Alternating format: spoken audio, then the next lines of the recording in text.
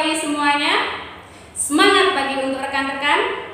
Pada kesempatan kali ini kita akan melakukan bisik-bisik, bincang-bincang asik. Dan tentunya di sini ada saya, Hanun Amani, akan memandu perbincangan hangat kita pada kali ini. Dan kita akan mengulas bersama-sama topik yang sedang ngetren-ngetrennya pada saat ini, yaitu tentang pembelajaran efektif di masa pandemi COVID-19. Alhamdulillah telah hadir bersama kita narasumber kita pada hari ini, yaitu Ustadzah Ani Rosidah. Assalamualaikum Ustadzah Rosi. Waalaikumsalam warahmatullahi wabarakatuh. Bagaimana kabarnya Us? Alhamdulillah baik Kak Hanun. Kak Hanun sendiri bagaimana? Alhamdulillah saya juga baik. Tetap semangat ya Us ya. Harus selalu semangat ya. Alhamdulillah. Ustadzah Ani Rosidah ini merupakan pendidik aktif di TKIT Robani Kendal, dan beliau sudah kurang lebih 12 tahun mengabdi untuk mendidik anak-anak TK, dan tentunya sudah banyak sekali pengalaman-pengalaman yang beliau dapatkan. Nah, selain profesinya sebagai guru, beliau juga memiliki keahlian khusus, yaitu sebagai juru kisah atau pencerita. Dan biasanya ketika beliau bercerita, beliau memiliki sapaan, yaitu Kak Ros. Betul begitu ya Us ya? Betul sekali. Nah, ternyata beliau juga sudah mengantongi beberapa kejuaraan, dan salah satunya beliau menjuarai lomba bercerita tingkat Jawa Tengah. Masya Allah, barakallah Us. Luar biasa sekali. Seperti yang telah kita ketahui bersama, bahwa pandemi COVID-19 ini sudah melanda kurang lebih selama 9 bulan lamanya, dan tentunya banyak sekali bidang-bidang yang terkena dampaknya, dan salah satunya adalah bidang pendidikan. Nah, bagaimana nih Us Rosi sebagai pendidik menyikapi pandemi ini untuk tetap aktif mengajar siswa-siswi TKIT Robani Kendal? Ya, terima kasih Kak Hanun, pertanyaan yang sangat bagus sekali. Untuk menyikapi masa pandemi ini, khususnya kita selaku pendidik, yang pertama tentunya harus selalu bersyukur. Ya, dengan rasa syukur itu bisa ngefek ke daya tahan tubuh kita. Jadi dengan bersyukur imunitas tubuh kita pun akan naik begitu. Dengan imun yang baik tentunya kita bisa menuangkan ide-ide kreatif, apalagi di masa pandemi yang sangat dibutuhkan ini. Seperti itu Kak Hanun. Ya, di TKIT Robani sendiri di masa pandemi ini kami tetap berupaya memberikan pelayanan yang terbaik. Nah, untuk masa pandemi ini, upaya yang dilakukan untuk kegiatan belajar mengajar sendiri, jadi kami menggunakan 2 metode, yaitu metode daring dan metode luring. Nah, berarti untuk metode pembelajaran yang ada di TKIT Robani Kendal itu tadi dengan 2 metode tadi itu ya Us ya? Ada metode daring dan metode luring. Ya. Lalu gambarannya seperti apa Us? Ya, terima kasih. Untuk metode daring sendiri, yaitu guru memberikan pembelajaran secara online, tentunya dengan menggunakan video maupun rekaman suara yang dikemas dengan sesederhana mungkin dan menarik untuk anak-anak. Nah, untuk pembuatan video sendiri, guru harus mempersiapkan rencana pembelajaran sebelumnya.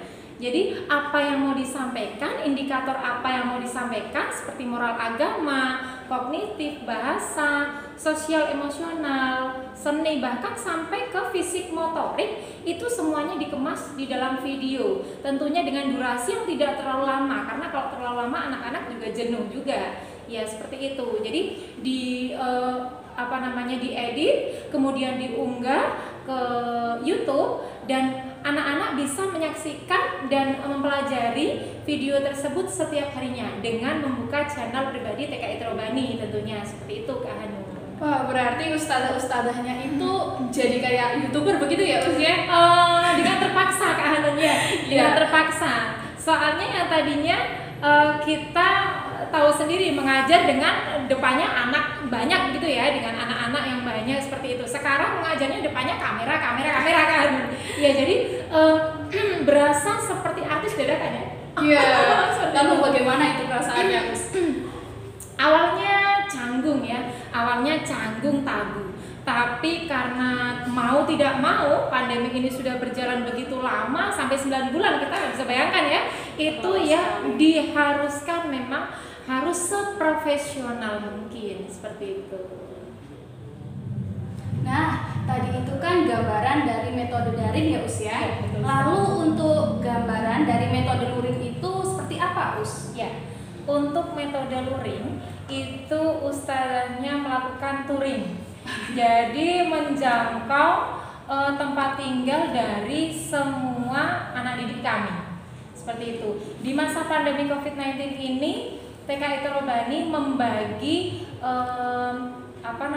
anak-anak sesuai dengan zona wilayahnya masing-masing. Seperti itu. Jadi ada beberapa zona wilayah yang memang harus didatangi oleh ustazahnya. Seperti itu. Banyak sekali persiapan-persiapan yang dilakukan pada saat touring kan.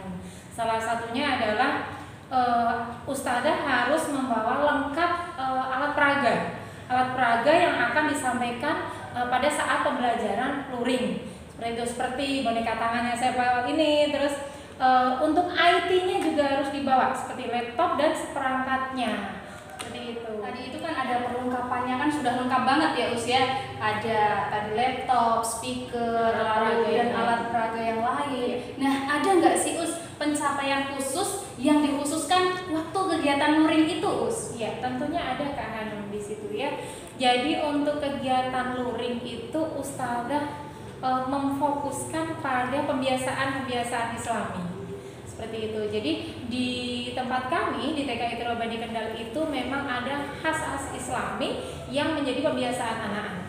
Jadi pada saat luring itu ustazah menggali betul sampai mana hafalan anak-anak, sampai mana dia menghafal hadis, doa-doa harian ataupun surat-surat pendek.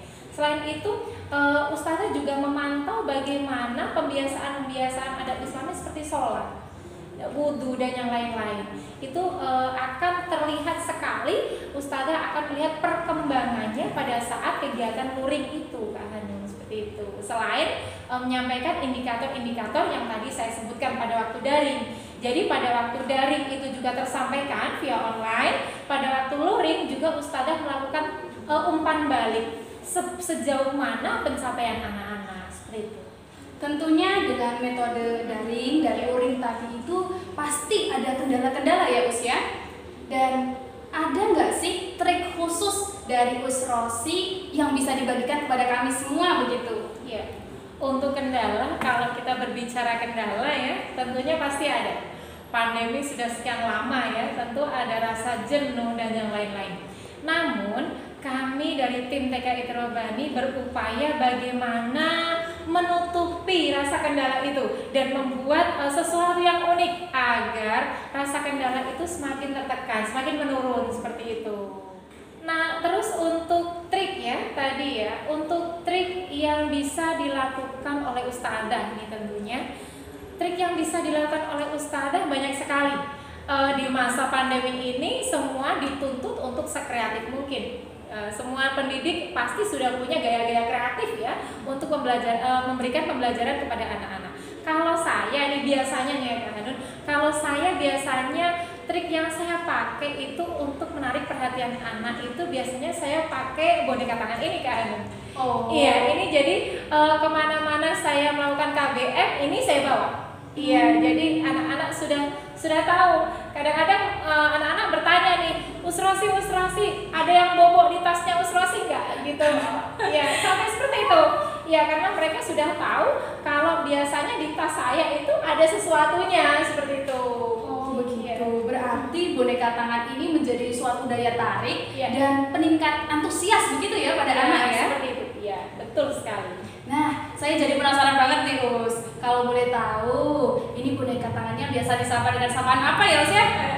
Boneka tangan ini anak-anak familiar sekali, menyapa dengan sapaan Lala seperti itu. Oh, Lala. Boleh nggak nih, Us, kalau saya nyapa Lala begitu? Boleh banget, boleh banget. Assalamualaikum, Lala. Waalaikumsalam Kak Hanun yang cantik. Wah, Masya Allah. Ternyata suaranya bisa berubah sekali ya, bisa berbeda sekali. antara Usrosi dan Lala ternyata suaranya bisa berbeda. Padahal satu orang loh kan? Ya, padahal satu orang loh. Wah, Iya. pantesan aja anak-anak jadi tertarik sekali ketika Usrosi membawa boneka tangan seperti ini ya Us ya. Betul sekali. Tadi katanya kan boneka tangan ini menjadi suatu daya tarik tersendiri ya Us ya. Dan ada nggak sih Us peran khusus yang dilakukan oleh Lala ini, dan biasanya itu Lala itu bertugas untuk menyampaikan apa begitu Us? Ya, pembelajaran gitu ya. Iya, pembelajaran apa begitu? Iya. Di sini saya pribadi biasanya menggunakan boneka tangan ini untuk menyampaikan yang pertama adalah pembiasaan akhlak, ya. Pembiasaan akhlak, terus pesan moral. Ya, itu biasanya saya menggunakan boneka tangan. Karena apa? Karena sesuai dengan pengamatan saya, itu pesan moral, akhlak-akhlak Islami itu lebih mengena disampaikan melalui boneka tangan ini. Nah, boleh nggak nih Us? Saya jadi penasaran nih. Contohin satu aja penyampaian adab-adab Islami kepada teman-teman semua. Nah, adab Islamnya coba adab makan begitu, tapi saya minta tolong Lala yang menyampaikan begitu, Us. Iya, oke, sip ya. Satu contoh adab Islami yang biasanya diterapkan kepada anak-anak, tapi Lala yang menyampaikan ya. Betul sekali. Yuk kita simak ya. Lala siap? Siap. Ya. Lala, coba terangkan adab-adab makan secara Islami. Silahkan yuk Lala sekarang menerangkan kepada teman-teman yang ada di rumah. Oke, teman-teman yang solih dan solihah, tata cara makan ada adabnya loh. Oh iya, apa saja itulah? Yang pertama adalah cuci tangan terlebih dahulu. Jadi, jangan biarkan tangan kita kotor. Bersihkan tangan terlebih dahulu agar kuman-kuman jadi hilang. Oh iya, sip. Ya, betul sekali. Yang kedua lah. Nah, selanjutnya yang kedua adalah membaca doa sebelum makan. Jadi, kita harus baca doa sebelum makan dulu loh teman-teman. Yuk kita baca bersama-sama. Allahumma barik lana fima razaqtana wa qina adzabannar. Amin. Amin. Ya, berarti cuci tangan, baca doa. Apalagi Nila? Yang ketiga adalah mengambil makanan secukupnya dong. Oh, nggak boleh banyak-banyak nih, biar kenyang banget gitu. Boleh nggak lah? No, no, no. Kita harus ambil makan secukupnya agar jauh dari mubazir. Oh, mubazir berarti menyia-nyiakan ya lah. Benar-benar. Nah, terus selanjutnya kita posisi makan harus duduk tahu. Oh, nggak boleh jalan-jalan sambil makan lah. No, no. Harus duduk karena Rasulullah mengajarkan makan sambil duduk loh. Oh iya. Setelah itu, Dimakan dong pakai tangan kanan. oh pakai tangan kanan. Ya, setelah itulah. Setelah itu jika makanan sudah habis baca doa dong sesudah makan. Nah, tadi kan Lala kan awali makan dengan doa. Terus kalau makanan sudah habis katanya tadi doa lagi nih lah. Benar. Doa sesudah makan berarti lah. Oke. Doa sesudah makan.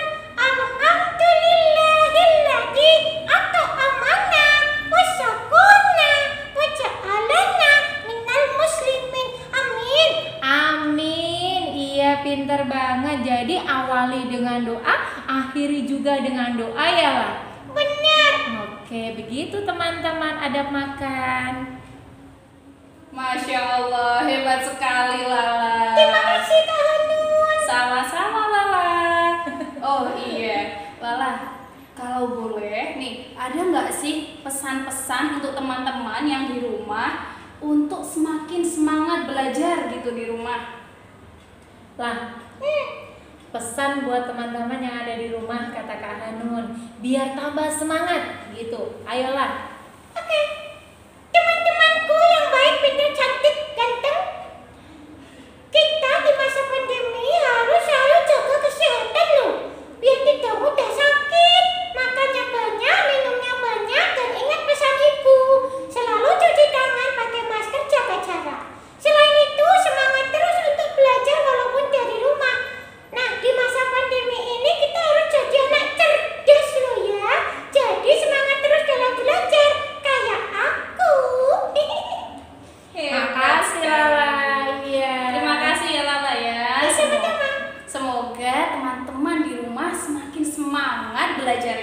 ya. Tadi kan Lala sudah menyampaikan semangat ya, sudah mengajak teman-teman untuk semakin semangat. Nah, sekarang boleh dong Usrosi memberikan sarannya kepada para pendidik dan tentunya orang tua di rumah berkaitan dengan pembelajaran tadi, Us. Oh iya. Untuk saran ya Kak Hanun ya. Untuk saran-saran kepada sesama pendidik ya tentunya ya. Apa ya sarannya ya? Di masa pandemi ini karena pembelajarannya pasti menggunakan daring dan luring ya, hampir semua, itu untuk sarannya yang jelas kita harus pandai-pandai memakai alat peraga yang dapat menarik perhatian anak. Itu, yang pertama itu. Jadi, terus yang kedua saran-sarannya adalah mengoptimalkan komunikasi aktif antara guru, orang tua, dan anak sendiri sehingga anak itu tidak kehilangan sosok ustadzahnya seperti itu. Dan untuk orang tua seperti itu dimohon untuk gayung bersambut. Jadi ustadzah melayangkan KBM via daring ataupun luring dan orang tua pun juga di rumah memberikan semangat kepada putra-putrinya agar juga dapat melaksanakan dan memperlancar kegiatan daring sehingga anak-anak pun tidak merasa sebagai beban yang berlebihan seperti itu. Masya Allah, luar biasa sekali metode-metode atau cara belajar yang sudah diterapkan dan dilaksanakan di TKIT Robani Kendal selama masa pandemi ini ya Us ya? Iya, betul sekali. Alhamdulillah. Alhamdulillah. Baiklah, tentunya kita juga berdoa bersama-sama ya Us ya, agar pandemi ini segera berlalu dan anak-anak dapat berangkat sekolah kembali seperti biasanya. Amin. Amin. Ya baik, cukup sekian bisik-bisik kita kali ini, bincang-bincang asik bersama saya Hanun Amani dan Ustadzah Ani Rosida dan Lala tentunya. Kami mohon undur diri. Sampai bertemu di lain kesempatan. Mohon maaf bila banyak kekurangan. Wassalamualaikum warahmatullahi wabarakatuh.